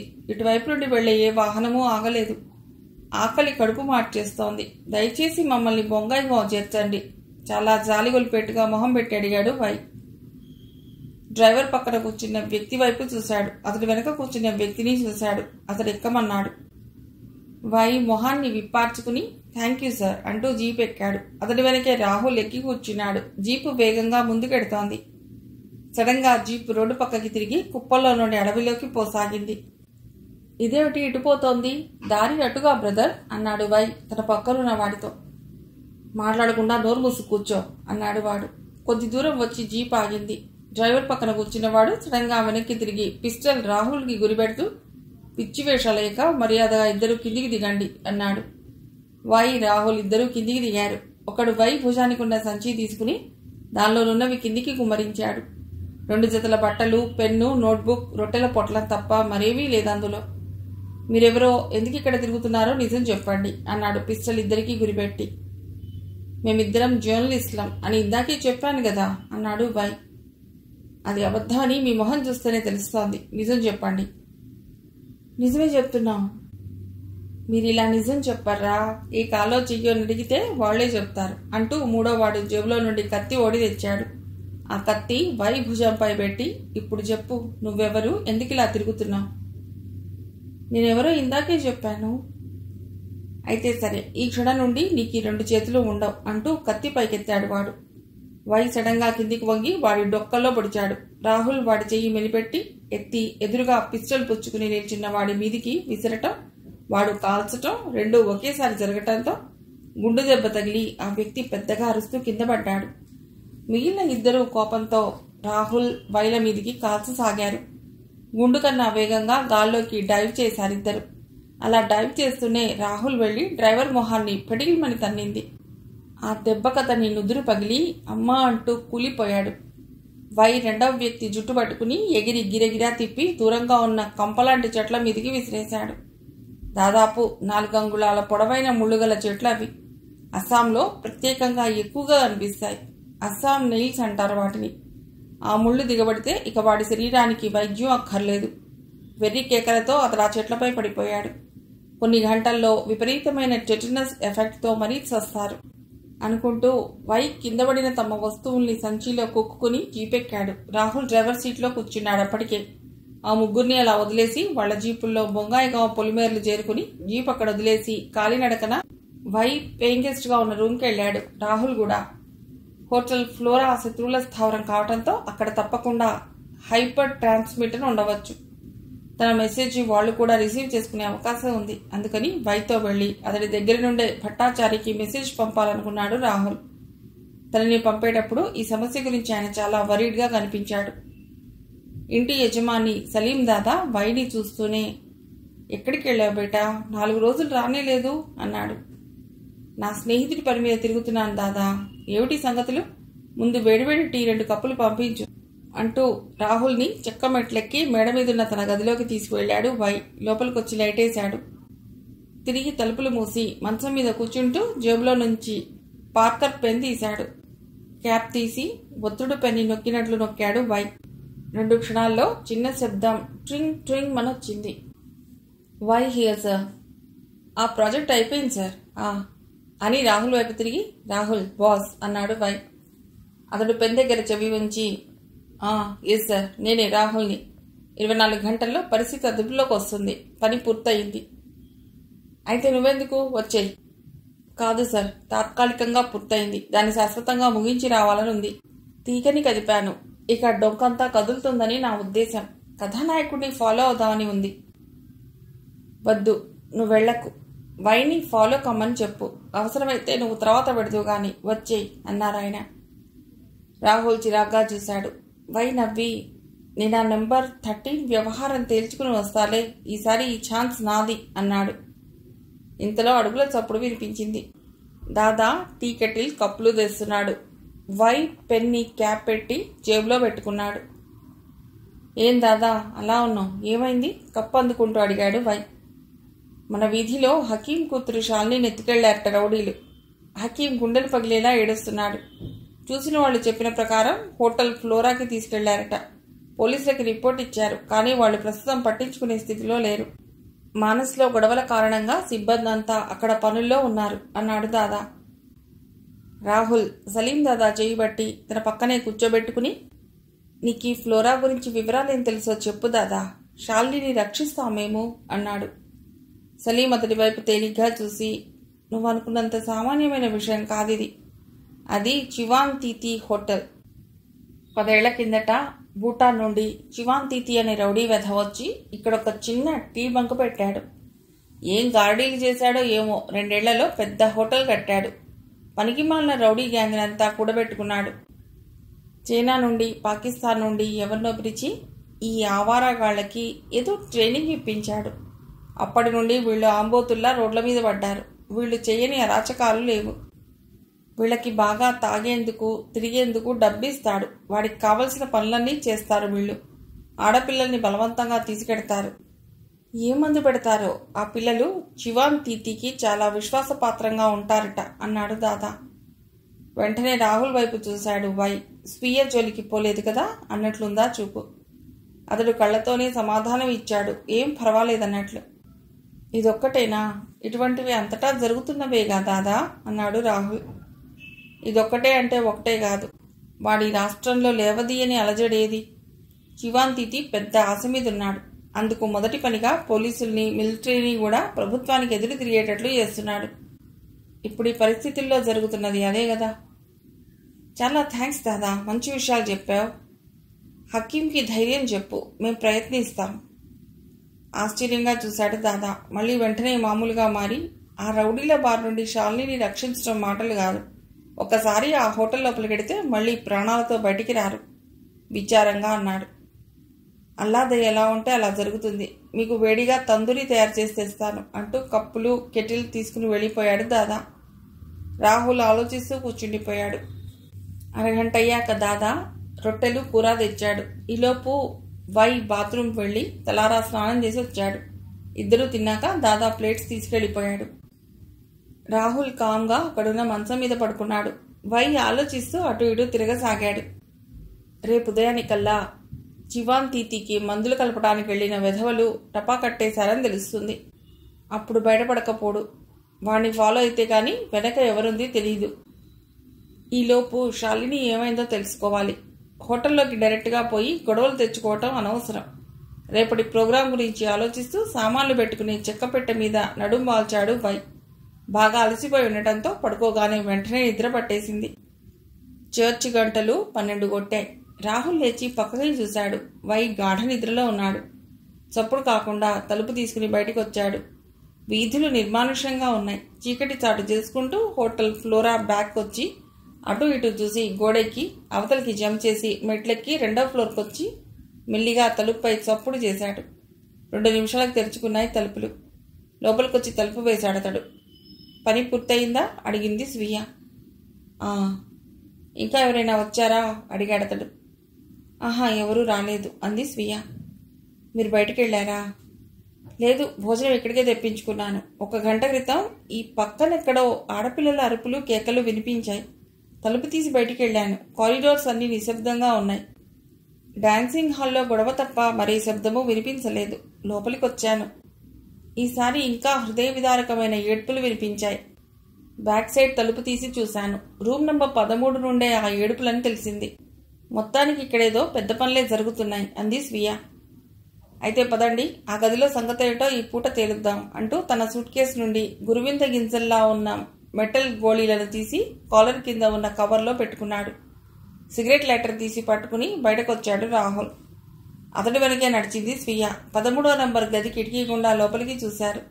అక్కడెవరూ లేరు. లైటర్ని ఆన్ చేసి తలుపు మీదికి కొంతమేర ఫోకస్ చేశాడు. అది కాన్సన్ట్రేటెడ్ రెజిన్ కావటంతో ఆ ప్రాంతం నిశ్శబ్దంగా కాలి నల్లని బూడిద కింద రాలింది. రాహుల్, స్వీయ ఆ సందుగుండా లోపలికి ప్రవేశించారు. లోపల ఎవరూ లేరు. అతడు గబగబా టేబుల్ మీద అల్మరాల్లో ఉన్న కాగితాలు చూశాడు. అందులో ఉపయోగపడేవేవీ లేవు. స్వీయ ఆ గదిలోనే 14వ నంబర్ రూంలోకి వెళ్లేందుకు వీలుగా ఉన్న డోర్ తెరుచుకుని లోపలికి వెళ్ళి మరుక్షణం అతడి దగ్గరకు వచ్చి, రాహుల్ ఇలా రండి అంది. ఇద్దరూ 14వ నంబర్ గదిలోకి వచ్చారు. ఆ గది నిండా వైట్ పౌడర్ ఉంది. క్లోరిన్ అని దానిపై రాసి ఉన్న ప్లాస్టిక్ సంచులు కొన్ని వందల్లో ఉన్నాయి. మై గాడ్, ఇవన్నీ ట్రైసియాకో ఎమినో ప్రోసెన్ మందుల సంచులు అంటూ ఆ రూమ్ని క్షుణ్ణంగా పరిశీలించసాగాడు రాహుల్. కార్పెట్ వేసి ఉంది నీట్గా. దానిపై చక్కని సోఫా సెట్ ఉంది. ఎదురుగా గోడపై స్విచెస్ కొన్ని ఉన్నాయి. పక్కనే అలారం బెల్ లాంటిది ఉంది. దాని కిందుగా చిన్న స్విచ్ లాంటిది ఒకటి ఉంది. రాహుల్ దాన్ని నొక్కగానే తివాచీ మీద సోఫాలు కదలసాగాయి. రాహుల్, స్వీయ యువతల నుండి సోఫాల్ని తివాచీని లాగారు. వాటి కింద ఉందో ఐరన్ పలక. అది జరిగింది. అక్కడ అండర్ గ్రౌండ్లోకి వెళ్లేందుకు మెట్లున్నాయి. పద స్వీయ, క్విక్, ఈ పూటతో చివాన్ తీతి పని పూర్తి చేద్దాం అంటూ గబగబా మెట్ల మీదుగా కిందికొచ్చారు రాహుల్. కిందికొచ్చి ఇద్దరూ చటుక్కున ఆగిపోయారు. చూడగానే హాస్పిటల్ని స్ఫురణకు తెచ్చింది ఆ దృశ్యం. అక్కడి హాల్లో చాలా బెడ్లున్నాయి. ఏవో ఎక్విప్మెంట్స్ ప్రతి బెడ్ పక్కన ఉన్నాయి. అక్కడ 4 అమ్మాయిలు 4 బెడ్స్ మీద ఉన్నారు. ఒక్కో బెడ్కి పక్కన ఒక్కొక్కరు కాపలాగా నిలబడి ఉన్నారు. సెలైన్ స్టాండ్స్ ఉన్నాయి. బెడ్ మీద ఉన్న వాళ్ళకి సెలైన్ ఎక్కిస్తున్నారు. కానీ బాటిల్స్లో ఉన్నది సెలైన్ కాదు, ఆకుపచ్చని ద్రవమేదో వారి శరీరాల్లోకి పోతోంది. స్వీయ, బీ కేర్ఫుల్, నేను వాళ్ళ మధ్యలోకి ఎడుతున్నాను. నువ్వు ఆ సెలైన్ కనెక్షన్స్ తీసేయి. చివాన్ తీతి కూడా ఇక్కడే ఎక్కడో ఉంటాడు. వాడిని ఎదుర్కోబోతున్నాం, జాగ్రత్త అన్నాడు రాహుల్. అలాగే అన్నట్లు తలూపి అక్కడున్న ఒక స్తంభం చాటుగా నిలబడి కాపలాగా ఉన్న రౌడీల వైపు చూస్తూ చేతికున్న గాజు ఒకటి తీసి బలంగా ఒకటి వైపు విసిరింది. అది వేగంగా వెళ్లి అతడికి తగిలింది. ఆ గాజు మీదున్న ముత్యాల్లాంటి వాటిలో నుండి కెమికల్ వాడి శరీరానికి తగిలి అంతమేర భగ్గున మండింది. ఎవరిది? అమ్మా! అబ్బా! ఏమిటిది? గట్టిగా అరిచాడు వాడు. పక్కనున్న మిగతా ముగ్గురు ఏమిటి అంటూ అతడి దగ్గరికి వచ్చారు. రాహుల్, స్పియా వెళ్ళి గబగబా ఒక అమ్మాయి శరీరంలోకి దిగిన నీడిల్ని లాగేశారు. అదిగో వాడే, వీడే విసిరింది. అమ్మో బాధ అంటూ వాడు చేయి పట్టుకుని కూలబడిపోయాడు. గాజు వాడి భుజానికి తగిలింది. భుజం మీది చొక్కాతో సహా కాలిపోయింది. ఎవరు నువ్వు, ఎలా వచ్చావు అంటూ ముగ్గురు వాళ్ళని చుట్టుముట్టారు. రాహుల్ సమాధానం చెప్పకుండా ఒకడి మొహంపై లాగిపెట్టి తన్నాడు. మిగతా ఇద్దరూ అతడిపై కలబడ్డారు. పడ్డవారు వేసిన కేకతో అక్కడున్న మిగతా గదుల్లోని రౌడీలు తాగుతున్న సీసాలతో సహా బయటికొచ్చారు. వాళ్ళందరినీ చూడగానే హుషారుగా విజిల్ వేసి ఒకడిని ఎత్తి వస్తున్న ఆ 25 మంది మీదికి విసిరాడు. ఇంతలో ఒక గదిలో నుండి బయటకు వచ్చాడు చివాన్ తీతి. అతడు పిస్టల్ గాల్లోకి పేల్చాడు. ఆగిపోయి అటు తిరిగాడు రాహుల్. నువ్వేనా ఊబిలో నుండి బయటపడింది? నీ ఫ్రెండ్ ఏడి అని అన్నాడు రాహుల్ కేసి పిస్టల్ గురిపెట్టి. నీ వెనకే ఉన్నాడు అన్నాడు రాహుల్. గబాల్న వెనక్కి తిరిగాడు చివాన్ తీతి. ఆ సమయం చాలు రాహుల్కి. వెంటనే కాలితో అతడి చేతిపై తన్నాడు. పిస్టల్ ఎగిరి అవతల పడింది. రౌడీలంతా ఒక్కసారిగా రాహుల్ని చుట్టుముట్టారు. రాహుల్ నుండి వచ్చింది కరాటే షాట్. ఆ శబ్దంతో పాటే ఫట్ ఫట్ మంటూ విరుగుతున్నాయి అవతలి వ్యక్తుల తలలు, చేతులు. పిట్టల్లా ఎగిరిపడుతున్నారు రౌడీలు. ఆడపిల్లలకు జాయింట్ చేసిన సెలైన్ తీసేసి వాళ్ళని లేవదీసి మీరంతా పైకెళ్ళండి అంటున్న స్వియా అదిరిపడి పక్కకు చూసింది. చివాన్ తీతి నవ్వుతూ ఆమె భుజం మీద చేయి వేసి, ఈ ప్రాంతాలలో ఎక్కడా ఇంత అందమైన దాన్ని చూడలేదు. Simply marvellous. Come on dear, let us celebrate అన్నాడు.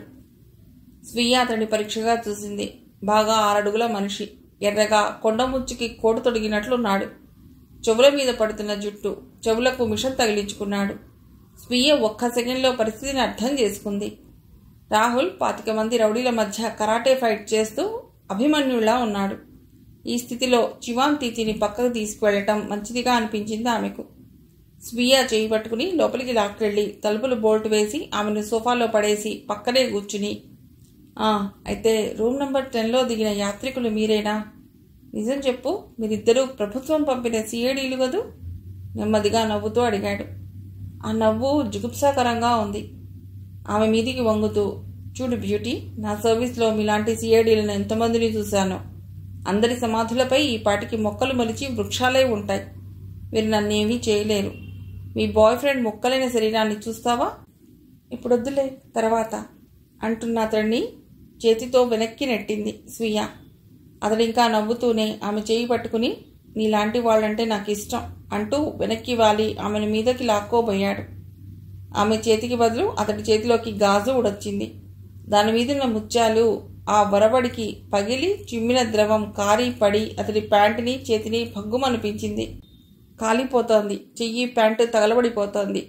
చివాన్ తీతికి అర్థమైంది. యూ బ్లడీ ఇడియట్ అంటూ ఆమె వైపు రికాడు. స్వియా తెలివిగా పక్కకి తప్పుకుని చెవికున్న రింగ్ అతడి వైపుకు విసిరింది. మెడలోని దండలాగి విసిరేసింది. చెవిరింగు వెళ్లి వీపుకు తగిలి అతుక్కుపోయిందది. వీపంతా భగ్గుమంది. చివాన్ తీతి శరీరం మీద అవి తగిలిన మేర భగ్గున మంటలు లేస్తున్నాయి. భయంకరమైన బాధతో విలవిలాడుతూ యూ డెవిల్ అంటూ ఆమెను పట్టుకోవటానికి శత విధాలా ప్రయత్నిస్తున్నాడు. చివాన్ తీతి శరీరం మీద రంధ్రాల నుండి రక్తం ధారగా స్రవిస్తోంది. తూలుతున్నట్లుగా వెళ్లి డ్రాయర్ సరుగులో నుండి రివాల్వర్ తీయబోయాడు. స్వీయ వెళ్లి అడ్డుకుంది. లాగిపెట్టి మొహం మీద కొట్టిందో దెబ్బ. ఆ చెయ్యి పెట్టి లాగి ఆమెను దూరంగా విసిరేశాడు చివాన్ తీతి. ఇంతలో తలుపు పెళ్లిన విరిగింది. రాహుల్ని చూడగానే అతడి వైపు గురిపెట్టి కాల్చాడు చివాన్ తీతి. పక్కకు తప్పుకున్నాడు రాహుల్. చెవిని రాసుకుంటూ వెళ్లి అవతల పడింది బుల్లెట్. రాహుల్ ఎగిరి అతడి మీద పడ్డాడు. ఒంట్లోని శక్తి సన్నగిలినా పిచ్చి ఆవేశంతో రాహుల్ని ఎదుర్కొన్నాడు చివాన్ తీతి. ఒకే ఒక్క దెబ్బ అతడి మెడపై కొట్టాడు రాహుల్. పుటుక్కున విరిగిందది. మూటలా నేల మీద పడ్డాడు చివాన్ తీతి. స్వీయ అప్పటికే బీరువా తీసి ఫైళ్లన్నీ టేబుల్ మీద పడేసింది. రాహుల్ గబగబా అందులోని అవసరమైన వాటి కోసం చూడసాగాడు. వాటిల్లో రెడ్ ఫైల్లోని విషయాలు అతన్ని ఆకర్షించాయి. కొన్ని లెటర్స్ కూడా ఉన్నాయి అందులో. ఆ కాగితాన్ని, లెటర్స్ని ప్యాంటు జేబులో పెట్టుకుని కమాన్ స్వియా అంటూ బయటికి పరిగెత్తాడు రాహుల్.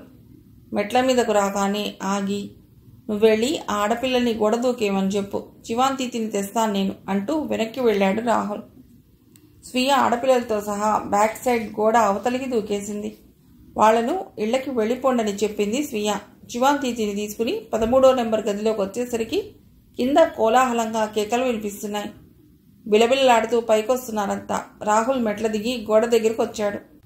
డేంజర్ అలాం రాక్షసి అరుపులా గోల పెట్టడంతో డాన్సింగ్ హాల్లో ఉండి మజా చేస్తున్న వాళ్ళ మత్తు దిగి ఒక్కుమ్మడిగా వచ్చి పడ్డారు పైకి. చివాంతీతిని తన సూట్ కేసులను గోడ మీద నుండి అవతలికి విసిరేసి తన షర్ట్ కాలర్ కింద దాచిన మెటల్ బాల్స్ తీసి సూటిగా 13, 14 నెంబర్ గదుల వైపు విసిరాడు రాహుల్. గోడ ఎక్కి అవతలికి దూకాడు. చెవులు చిల్లులు పడేంత భయంకరమైన శబ్దంతో ఆ 2 గదులతో పాటు అటూ ఇటూ ఉన్న గదులు కూడా ఫిళఫిళా శబ్దాలతో విరిగి తలుపులు గోడలతో సహా గాల్లోకి ఎగిరాయి. రౌడీలంతా ఆ పేలుడులో పడిపోయారు. జనం చేసే హాహాకారాలతో చప్పుళ్లతో ఆ ప్రదేశం కొద్దిసేపు భయానకంగా మారిపోయింది. రాహుల్ చివాంతీతిని భుజాన వేసుకున్నాడు. స్వీయ సూట్ కేసులు తీసుకుంది. వడివడిగా నడుస్తూ సలీం దాదా ఇంటివైపు వస్తున్నారు. ఫ్లోరా హోటల్లోని శబ్దానికి జనం భయపడి ఒక్కరూ బయటికి రాలేదు. రోడ్లన్నీ నిర్మానుష్యంగా ఉన్నాయి. వై పరిగెత్తుకుంటూ ఎదురొచ్చాడు. నన్ను లేపకపోయావా అన్నాడు. వచ్చిన వాళ్ళలో శాలిని ఉందా అడిగాడు రాహుల్. సలీం దాదా ఇంట్లో ఆ పిల్ల తల్లిదండ్రులంతా చేరారు. నిన్న మొన్న మాయమైన ఈ 4 ఆడపిల్లలు వీళ్లేనిట అన్నాడు వై. ముందు త్వరగా గౌహతికి ట్యాక్సీ ఒకటి మాట్లాడు అన్నాడు రాహుల్. వై పరిగెత్తుకుంటూ మెయిన్ రోడ్ వైపు వెళ్ళాడు. రాహుల్ ఆగి, మనం ఇంకా సలీం దాదా ఇంటికి వెళ్ళవలసిన పని లేదు, గౌహతి వెళ్ళిపోదాం. దెబ్బలేమైనా తగిలాయా స్వీయ అంటూ అప్పుడు చూశాడు స్వీయ వైపు పరీక్షగా. నుదుటికి తగిలినట్లుంది, రక్తం వస్తోంది. అయినా ఆమె లెక్క చేయటం లేదు. ఇంతలో టాక్సీ వచ్చింది. చివాంతీతిని పడుకోబెట్టి 3 టాక్సీ ఎక్కారు. టాక్సీ ఆఘమేఘాల మీద 2 గంటల్లో గౌహతి చేరుకుంది. తన మిత్రుడికి బాగా జబ్బు చేసిందని వెంటనే ఢిల్లీకి తీసుకెళ్లాలని చెప్పారు విమానాశ్రయం అధికారులకి రాహుల్ వై. 8 గంటలకి ప్లేన్ ఉంది, మీరందులో తీసుకువెళ్లవచ్చు అన్నారు వాళ్ళు. 8 గంటల ప్లేన్లో బయలుదేరి ఢిల్లీ వచ్చేశారు రాహుల్, స్వీయ, వై. స్వీయని ఇంటి దగ్గర దింపి రాహుల్, వై రిపోర్ట్ చేయటానికి ఆఫీస్కి వెళ్ళిపోయారు. మర్నాడు మధ్యాహ్నం పీస్ లవర్స్ ఫౌండేషన్ ఆఫీస్లో కూర్చుని ముఖ్యమైన విషయం ఏదో సీరియస్గా చర్చించుకుంటున్నారు వాడియా, సజనీష్. సెక్రటరీ లోపలికి వచ్చాడు. ఏడన్నట్లు విసుగ్గా మొహం పెట్టి చూశాడు వాడియా. ఎవరో వచ్చి రిసెప్షన్లో ఏదో చెక్క పెట్టి ఇచ్చి వెళ్ళారు, పంపించమంటారా ఇప్పుడు, తర్వాత చూస్తారా వినయంగా అడిగాడు సెక్రటరీ. చెక్క పెట్టా? కుర్చీలోంచి ముందుకు జరిగి అడిగాడు వాడియా. పంపించు అన్నాడు సజనీష్. ఎస్ సార్ అంటూ వెళ్ళిపోయాడు సెక్రటరీ. 2 నిమిషాల నిశ్శబ్దం. వాడియా ఆలోచనగా చూశాడు సజనీష్ వైపు. ఇంతలో 4 మనుషులు ఒక పొడవైన చెక్కపెట్టను మోసుకొచ్చి కిందికి దించారు. అది చూస్తూనే ఆశ్చర్యంగా లేచి నిలబడ్డారిద్దరు. ఇద్దరిలో ముందు తేరుకుంది వాడియానే. మీరు వెళ్ళిపోండి అన్నాడు వాళ్లతో. వచ్చిన 4 వెళ్ళిపోయాక తలుపులు వేసి చెక్కపెట్టే బోల్ట్లు ఊడదీశాడు. డోర్ తెరిచాడు వాడియా. తలకిందులైనట్లు చూశాడు సజనీష్. ముందుకొచ్చి తాను చూశాడు. ఎవరిది శవం, మనకెందుకు పంపారు అంటూ ఆశ్చర్యంగా చూశాడు వాడియా వైపు సజనీష్. గడ్డాన్ని చేత్తో రాచుకుంటూ పెదవి కొరుక్కుంటూ విపరీతమైన మానసిక ఆందోళనని అదిమి పెడుతూ ఇతడు చివాంతీతి అన్నాడు వాడియా. వాడియా ఎవరితను, శవం ఇక్కడికి రావటం ఏమిటి అరిచినట్టుగా అడిగాడు ఆచార్య సజనీష్. తొణుకు బెణుకు లేకుండా సమాధానమిచ్చాడు వాడియా. వీడు బొంగాయిగాంలో బార్డర్ ఏజెంట్గా ఉన్నాడు సార్. కానీ ఇటీవల వీడి కార్యకలాపాలు మనల్ని అనుమానించదగ్గవిగా ఉన్నాయి. వీడి అసమర్థత వలన మనమంతా ఇబ్బందులకి గురి కావాల్సి వస్తోంది. అందుకే నేనే ఈ పని చేయించి శవం ఎవరికీ దొరకకుండా ఇక్కడికి తెప్పించాను. సజనీష్ సీరియస్గా ఆలోచిస్తూ ఎదురుగా ఉన్న సోఫాలో కూర్చున్నాడు. వాడియా సెక్రటరీని పిలిచాడు. 1 నిమిషంలో సెక్రటరీ గదిలోకి వచ్చాడు. ఈ బాడీకి బర్నింగ్ ఏర్పాటు చేయి అన్నాడు. Yes sir. అనుమానాన్ని కళ్ళలోనే దాచుకుంటూ వెళ్ళిపోయాడు సెక్రటరీ. 5 నిమిషాల్లో 2 మనుషుల సహాయంతో ఆ పెట్టెను మరొక చోటికి తరలించాడు సెక్రటరీ. ఏదో మాట్లాడాలనుకున్న సజనీష్ మూడు పాడైంది. లేచి నేను ఎడతాను అంటూ బయటికొచ్చాడు. వాడియా అతడి వెనకే నడవసాగాడు. సజనీష్ కార్ దగ్గరకొచ్చి ఒకసారి వెనక్కి తిరిగి అన్నట్లు ఋత్విక్ ఎక్కడా అన్నాడు. 3 రోజుల క్రితం నన్ను కలిసినప్పుడు ల్యాబొరేటరీకి కావలసినవి రాసిచ్చాడు. ఆ తర్వాత మళ్ళీ కనిపించలేదు. గుడ్, అతడు చాలా తెలివైనవాడు, మనం అతన్ని జాగ్రత్తగా వాడుకోవాలి అంటూ కారులో కూర్చుని డోర్ వేసుకున్నాడు సజనీష్. విష్ చేసి వెనక్కి తిరిగి గబగబా తన గదిలోకి వచ్చి టేబుల్ మీదున్న గాజు గ్లాసులో నీళ్లు కిటకిటా తాగేసి ఒక్క నిమిషం స్థిమితంగా కూర్చున్నాడు వాడియా. ఆశ్చర్యం, భయం ఒకదాని వెంట ఒకటి వెన్నంటుతున్నాయి. చివాంతీతిని తానే చంపించాడని సజనీష్తో అబద్ధం ఆడాడు. ఎవరు చంపారో తెలిస్తే సజనీష్ సహించలేడు. అంతేకాదు తన అసమర్థత బయటపడుతుంది కూడా. ఒక వ్యక్తి అవినీతిపరుడైనా సహిస్తాడు గాని అసమర్థుడైతే సహించలేడు సజనీష్. చివాంతీతి చావు కాదు గాని తన చావుకొచ్చినట్లయింది. అయినా తనకి తెలియకుండా ఇన్వెస్టిగేషన్ డిపార్ట్మెంట్లో కొత్తగా ఎవరు చేరారు? ప్రభుత్వ పరిశోధన శాఖలన్నింటిలో తన మనుషులున్నారు. కొత్తగా అపాయింట్ అయిన ప్రతి వ్యక్తి బయోడేటా వాడు డ్యూటీలో చేరకముందే ఓ కాపీ తన టేబుల్ మీదకి వస్తుందే. అలాంటిది ఇంత తెలివిగా పసిగట్టిన వాడెవడు? అయినా ఇది కేవలం తన అనుమానమే అయ్యే అవకాశాలున్నాయి. ఎందుకంటే చివాంతీతికి స్థానికంగా శత్రువులు ఉన్నట్లు తనకి మధ్యనే తెలిసింది. అలాంటి వాడు తమకిక పనికిరాడని హెచ్చరిద్దాం అనుకుంటుండగానే ఇది జరిగింది. బహుశా అక్కడి శత్రువులు ఎవరైనా చంపి ఉండవచ్చునేమో అనుకుంటూ కొద్ది క్షణాలు అలాగే ఆలోచించి టేబుల్ మీదున్న పెన్ స్టాండ్లో పెన్ తీసి కొద్దిగా వంగి ప్రాజెక్టు బ్రహ్మపుత్ర అని 2 సార్లు అని మళ్ళీ పెన్ స్టాండ్లో ఉంచాడు. ఆ తర్వాత 3 నిమిషాలకి రెండవ పెన్ కొద్ది కొద్దిగా పైకి లేవసాగింది. వెంటనే దాని చేతిలోకి తీసుకుని మాట్లాడాడు. వాడియా అవతలి వాడు చెప్పేది వింటూ నీరుగారిపోయాడు. తనకి చావు తప్పదనుకున్నాడు. అంతా విని పెన్లాగా ఉన్న ట్రాన్స్ రిసీవర్ని స్టాండ్లో ఉంచేశాడు. మైండ్ చాలా డిస్టర్బ్గా ఉంది. చివాంతీతి శవం చూసినంత మాత్రానికే సజనీష్ నర్వస్గా అయిపోయాడు.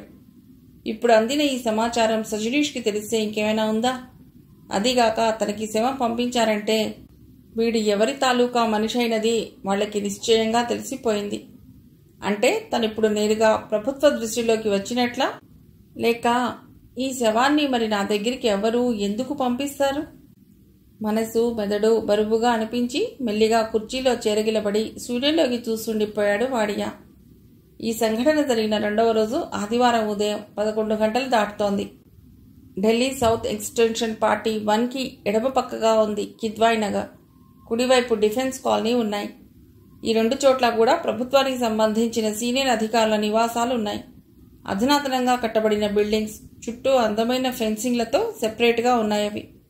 కిద్వాయ్ నగరంలో 2 అంతస్తుల భవనంలో నుండి ఒక వ్యక్తి నల్లటి సూట్తో పోర్టికోలోకి వచ్చాడు. డ్రైవర్ వస్తుంటే వద్దని చెప్పి తనే డ్రైవ్ చేసుకుంటూ బయటికి వచ్చాడు. డూప్లే రోడ్ క్రాస్ చేసి విజయ చౌక్ మీదుగా సంసద్ భవన్ పక్క నుండి పండిత్ పంత్ మార్గ్ దగ్గరున్న చౌరస్తాలో ట్రాఫిక్ సిగ్నల్ పట్టంతో ఆగిపోయింది కారు. డ్రైవ్ చేస్తున్న వ్యక్తికి 50 సంవత్సరాల పైనే ఉంటాయి. ఫుల్ సూట్లో ఉన్నాడు. రెండవసారి గడియారం వైపు చూశాడు. తను 10:30 కల్లా వస్తానని ఫోన్ చేసి చెప్పాడు. ఆయన వెయిట్ చేస్తుండాలి. జరుగుతున్న ఆలస్యానికి అతని కళ్ళల్లో చిరాకు కనిపిస్తోంది. అతని కారు పక్కనే ఆగింది ఒక స్కూటర్. ఆ పక్కనే మరో కారు, కొన్ని స్కూటర్లు, ఆటోలు. వెనుక బస్ ఏదో ఆగినట్లుంది. ముందొక డబుల్ డెక్కర్ ఆగి ఉంది. అతనికి బాగా క్లోజ్గా ఆగి ఉంది స్కూటర్. దాని మీద 2 వ్యక్తులున్నారు. డ్రైవ్ చేస్తున్న అతడు పడిన సిగ్నల్ని ఉర్దూలో తిట్టిన తిట్టు తిట్టకుండా తిడుతున్నాడు. వెనక కూర్చున్న వ్యక్తి తనకి ముందున్న వ్యక్తికి గల మధ్య జాగాలో సూట్ కేసు ఒకటి నిలువునా పెట్టి జేబులో నుండి చిన్న ప్యాకెట్ డైరీ తీసి పెన్నుతో ఏదో రాసుకుంటున్నాడు. ఆ ట్రాఫిక్ నిలుపుదల వలన కలిగిన విసుగులో ఎవ్వరూ అతడి పెన్నుని గమనించలేదు. కానీ అది చాలా తమాషాగా ఉంది. పూర్వం కవులు రాసే ఘంటంలాగా ఉంది. దాని మూతివైపు 2 చువ్వల్లాంటివి, చూసేందుకు రిఫిల్ మురుకుల్లాంటివి పొడుచుకొచ్చాయి. అతడు రెండవ దానితో రాస్తున్నాడు. అది డబుల్ రీఫిల్ పెన్. ఇంతలో గ్రీన్ సిగ్నల్ పడింది. ముందున్న వాహనాలు మెల్లిగా కదులుతున్నాయి. దాదాపు 6 నిమిషాలు పట్టింది వెహికల్స్ మూవ్ కావటానికి. మెడ మీద ఏదో కుట్టినట్లయి స్టీరింగ్ మీద ఉన్న ఎడం చెయ్యి పక్కకి పోనిచ్చి మెడ మీద గట్టిగా రుద్దాడు కారులో కూర్చున్న వ్యక్తి. అక్కడేమీ తగల్లేదు. చీమలాంటిది ఏదైనా పాకిందేమోనని మరోసారి తడివి చూశాడు. మంటగా ఉన్న ఆ చోట రాస్తూ ఒక చేత్తో మెల్లిగా డ్రైవ్ చేస్తూ ట్రాఫిక్లో నుండి పోనిస్తున్నాడు. చేత్తో షర్ట్ని, కోట్ని కొద్దిగా దులిపినట్లుగా కదిపాడు. క్రమేపీ అతడి కళ్ళకి ముందున్న వెహికల్స్ మసకబారిపోసాగాయి. స్టీరింగ్ తిప్పే చేతులు వణుకుతూ చచ్చుబడ్డట్లు అవుతున్నాయి. కాళ్ళు పోలియో వ్యాధి వచ్చిన వాళ్ల కాళ్లలా శక్తిహీనంగా వేలాడసాగాయి. మైకం కమ్ముతున్నట్లుగా ఉంది. ఆ స్థితిలో కూడా అతడు పక్కనున్న సూట్ కేసుని గట్టిగా పట్టుకోవటానికి ఎత్తి వడిలో పెట్టుకోవటానికి ప్రయత్నించి విఫలమయ్యాడు. ఆ మరుక్షణంలో అతడి కళ్ళకేమీ కనిపించకుండా అవటం, మెదడు ఎలాంటి వార్తా ప్రసారాన్ని అందివ్వలేని స్థితిలో పడిపోవటంతో అతడు చలనరహితుడై స్టీరింగ్పై తలవాల్చాడు. కారు కీచుమంటూ 4 అడుగులు సాగి ఆగిపోయింది. అతడి కారు వెనక్గా వస్తున్న స్కూటర్ కారు ఆగ్గానే పక్కగా వచ్చి ఆగింది. లోపలి మనిషి స్టీరింగ్పై తలాంచి ఉండటం చూసి స్కూటర్ మీదున్న 2 వ్యక్తులు దిగారు. డోర్ తెరిచి సార్ సార్ అని పిలిచాడొకడు. ఆ వ్యక్తి నుండి ఏ సమాధానమూ రాలేదు. రెండో వ్యక్తి మొదటివాడి వైపు చూసి నువ్వు ఆయన్ని హాస్పిటల్కి తీసుకురా అన్నాడు మొదటివాడు. తన చేతిలోని సూట్ కేసు కారులో పెట్టి ఆయన బలవంతంగా పక్కకి జరిపి డ్రైవింగ్ సీట్లో కూర్చున్నాడు. ఇంతలో జనం చుట్టూ పోగయ్యారు. ఎవరో పాపం స్పృహ తప్పినట్లుంది, హాస్పిటల్ ఇక్కడే కదా, తీసుకెళ్ళండి సార్ అన్నాడొకడు జనంలో నుండి. కారు కొద్దిగా వెనక్కి వచ్చి రామ్ మనోహర్ లోహియా హాస్పిటల్ ముందు ఆగింది. ఆయన్ని చేతుల మీదుగా వేసుకుని ఎమర్జెన్సీలో అడుగుపెట్టాడతడు. వెంటనే డాక్టర్లు పరీక్షించారు. ఎలా ఉంది డాక్టర్, ఏమైంది ఆయనకు ఆదుర్దాగా ప్రశ్నించాడతడు. ఇప్పుడేమీ చెప్పలేం. ఇతడి తాలూకు ఎవరైనా ఉన్నారా? మీరేమవుతారు అడిగాడు కేసు రాసుకుంటున్న డాక్టర్. రోడ్డు మీద స్పృహ తప్పి పడి ఉంటే తీసుకొచ్చాను, ఎవరో తెలియదు అన్నాడతడు. కేసు రాసుకుంటున్న డాక్టర్ మళ్లీ లోపలికెళ్ళాడు. ఈలోగా సీనియర్ డాక్టర్స్ ఎమర్జెన్సీ రూమ్కి ప్రవేశించారు. అతడు గబగబా వాకిట్లో ఆపిన కార్ దగ్గరకొచ్చి డోర్ తెరిచి సూట్ కేసు తీసుకున్నాడు. ఈలోగా స్కూటర్ అతడి పక్కగా వచ్చి ఆగింది. అతడు సూట్ కేసు పట్టుకుని ఎక్కగానే స్కూటర్ అక్కడి నుంచి వెళ్ళిపోయింది. ఒక అరగంట సేపు డాక్టర్లు అతడి ప్రాణాలు కాపాడటానికి హోరీ పోరాడారు. కానీ ఫలితం లేకపోయింది. చివరికి పెద్ద డాక్టర్ దీర్ఘంగా నిట్టూర్చి ఆ ఆక్సిజన్ తీసేయండి, ఇక అవసరం లేదు అన్నాడు. నర్స్, ఇతడి తాలూకు ఆ వ్యక్తి బయటే ఉన్నాడు, పిలు అన్నాడు మరో డాక్టర్. ఇంతలో స్ట్రెచర్ వచ్చింది. దానిపైకి టేబుల్ మీద నుండి డెడ్ బాడీని చేర్చారు. తెల్లటి బట్ట కప్పి బయటికి తెచ్చారు. అతడి తాలూకు మనిషి లేడు సార్ బయట అంది నర్స్ లోపలికొచ్చి. డాక్టర్ ఆమె వైపు చూస్తూ ఇందాక ఉన్నారే, చూసావా సరిగ్గా? చూశాను డాక్టర్, ఇతడి తాలూకా వాళ్ళు ఎవ్వరూ లేరక్కడ అందామె. తెచ్చిన మనిషి భయపడి వెళ్ళిపోయి ఉంటాడు అన్నాడు అప్పుడే అక్కడికొచ్చి కేసు రాసుకున్న డాక్టర్. అతడి కోట్లో కానీ ప్యాంటు చొక్కా జోబుల్లో వివరాలు ఏవైనా దొరుకుతాయేమో చూడండి అన్నాడు పెద్ద డాక్టర్. నర్స్ కోటు ప్యాంటు చొక్కా జేబులు వెతికింది. కర్చీఫ్ పర్స్ తప్ప ఏమీ లేవు. పర్స్లో విజిటింగ్ కార్డు కానీ అతడి వివరాలు తెలిపేదేదీ లేదు. 400 రూపాయల నోట్లు తప్ప. డాక్టర్స్ ఆలోచిస్తూ కొన్ని క్షణాలు నిలబడ్డారు. వారిలో పెద్ద డాక్టర్ వెంటనే వెళ్ళి పోలీస్ స్టేషన్కి ఫోన్ చేశాడు. ఇంతకంటే ఈ స్థితిలో మనం ఏం చేయగలం అంటూ వెళ్ళిపోయాడాయన. మిగిలిన కథ తర్వాతి భాగంలో.